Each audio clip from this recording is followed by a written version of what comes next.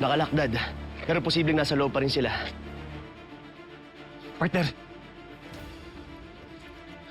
Partner, dala ko yung susi sa back entrance. Pwede tayo dunubaan. Tara! Dad, masyadong delikado. Hindi natin alam kung ilan sila o kung may baril sila. Mabuti pa dito na lang kayo. Sir Robert, tama si Gerald. Kami nang bahala. Gerald, hanapin mo anak ko. At saka si Mindy. Dad, kung ano man ang mangyari, makakatawag po kayo ng tulong. Pero sa ngayon, kailangan masiguro natin ligtas si Gina, pati na rin ang mga bata. Sige, mag-ingat kayo ha. Pero Gerald, pangako mo sa akin, gagawin mo lahat para masagip mo sila. Yes, Dad. Sige na. Kanya, dali na.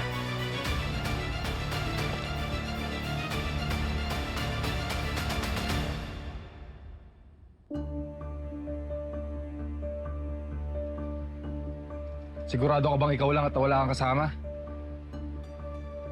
Oo, tumapad ako sa usapan. Wala akong ibang kasama. Betsy, gusto ko lang mabawi yung anak ko.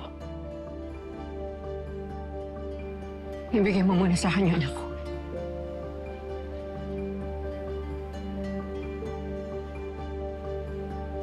Betsy, ingatan mo yung kapatid ko. Kasi alam ko hindi ako papatawag ni Daddy sa gagawin ko ito.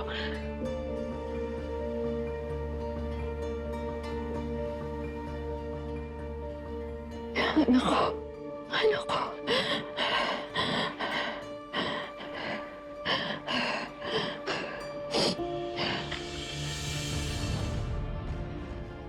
Hindi pa tapos ang kwento, Gina.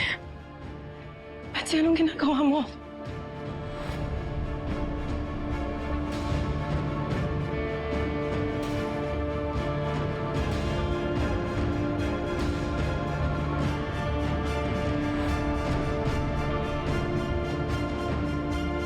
Betsy, anong ginagawa mo?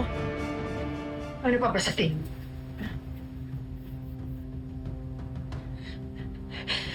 Tumapad ako sa usapan. Nakuha mo na lahat ng gusto mo. Actually, hindi pa lahat. Hindi ako aalis dito hanggat hindi ako nakakaganti. Gusto kong magdusa ang daddy mo. At iisa lang ang paraan. Mamamatay ka.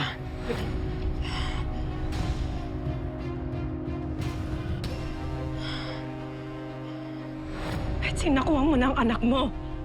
Ba't kailangan mo papaabutin sa ganito? Kasalanan yung mag-ama to. Kasi madamot kayo. Imbis na tanggapin niyo ako at bigyan ng second chance, anong ginawa niyo? Ha? Pilit niyo akong hinusgahan?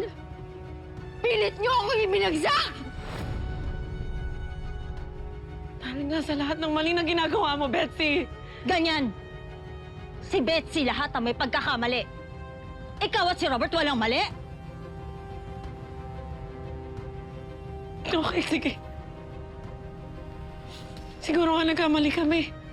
Hindi ka namin binigyan ng benefit of the doubt. Pero tignan mo sarili mo ngayon, Betsy. Pinadagdagan mo lang kasalanan mo. Tingin mo, mabibigyan mo ng magandang kinabukasan si JR dahil sa mga pinagkagagawa mo.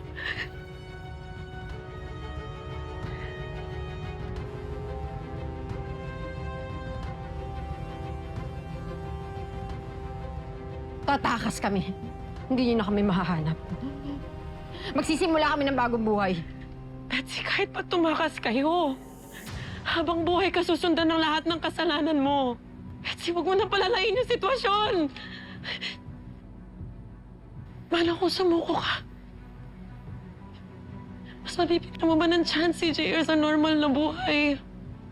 And makikilala ka niya? Bilang Tapos anong gagawin niyo? Ipakukulong niyo ako? Gagamitin niyo yung pera niyo? Yung impluwensya niyo para hindi ako makalabas? Ha? Iwawalan niyo ako sa anak ko! Pag nangyari yun, tutulungan kita, I promise. Pangako, dadalhin ko pa rin si JR sa'yo sa kulungan. Hindi. Hindi ako papayag! Hindi ako makukulong! Makakatakas kami ng anak ko. Magsisimula kami ng bagong buhay. Pero kayo ang madamot mong ama. Magdudusa kayo. Pupulutin kayo sa impyerno.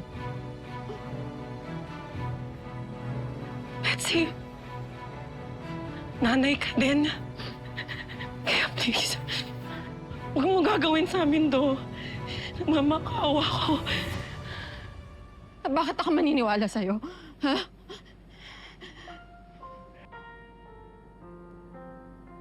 Betsy, sa kabila ng lahat na nangyari sa atin, gusto ko maalala mo naging magkaibigan din tayo. Hindi naman tayo ganito dati, naalala mo? Mas higit pa sa magkapatid ang turing natin sa isa't isa. Nung mga bata tayo, lagi tayo nagdadamayan. Alalahanin mo.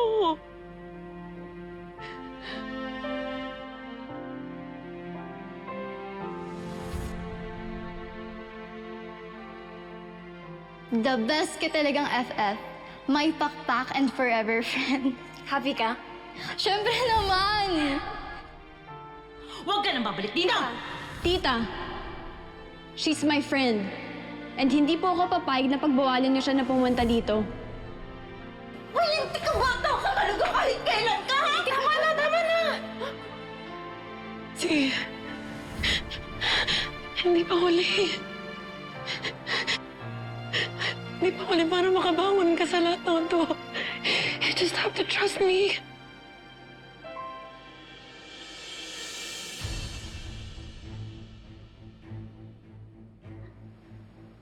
Trust me.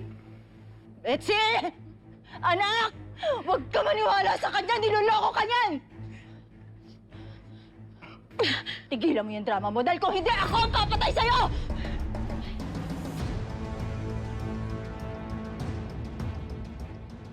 Sabihin mo lang, anak! Totadasin ko to!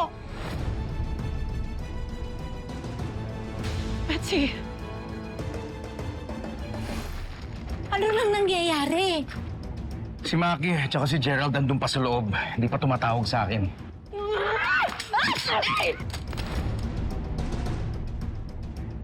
Nay, anak ko! Kailangan ko mabawi anak ko! Dapat lang, hindi ko kayo tutulungan kung wala akong mahita sa inyo. Gina! Nasaan ka? Balik mo sa amin ang apo ko!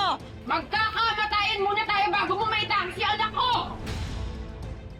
Patay ka sa akin ngayon. Sina! Baka naman ang isusad ko! Brian, barilin mo na! Di mo makukuhaan ako! Barilin mo na! Ano ba inaakit mo?